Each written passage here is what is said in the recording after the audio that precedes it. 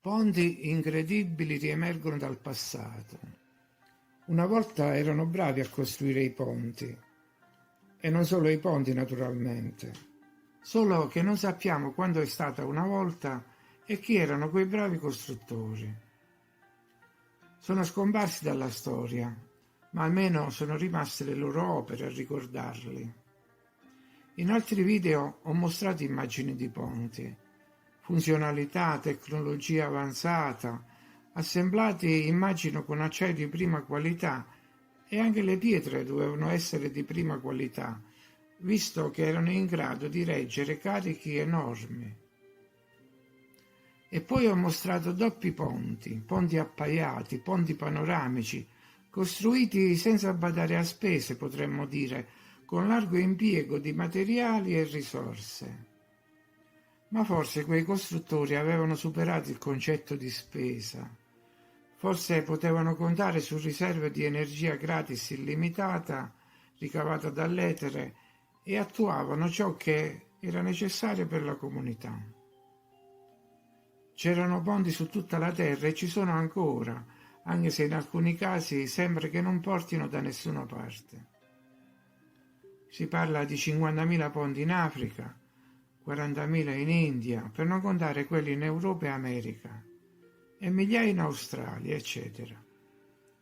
A proposito dell'Australia, c'è una foto dell'Harbour Bridge, quando ancora la città praticamente non esisteva.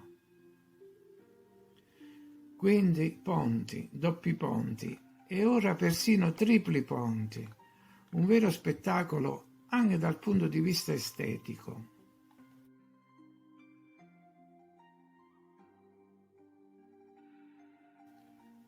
Oggi potrebbero sembrare un virtuosismo, ma evidentemente c'era un motivo per costruirli in questo modo. Una ragione che mi pare logica è che vi fossero degli snodi cruciali, molto trafficati, in cui la popolazione era maggiore e la vita più frenetica. Se colleghiamo la presenza di questi ponti a tutti quelli nelle foreste, nelle campagne ora deserte, non possiamo che ipotizzare che ci fosse una vera e propria sovrappopolazione. In Australia, per esempio, c'è la stazione ferroviaria di Flinders Street, a Melbourne, che si ritiene fosse la stazione passeggeri più trafficata al mondo, con 2.300 treni e 300.000 passeggeri al giorno, e questo nel 1923. Quindi erano necessari anche i tripli ponti.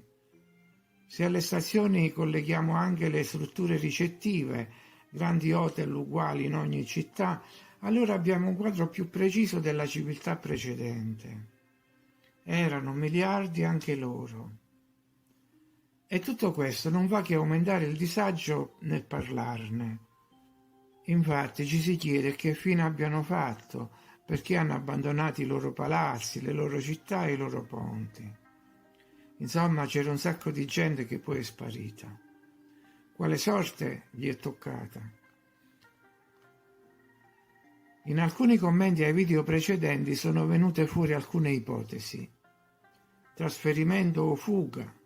E dove? Occupazione, sterminio? E come? Da parte di chi? Diluvio universale di fango.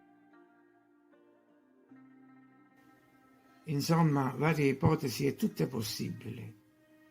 Anzi, aprono la strada ad altre ancora più inquietanti.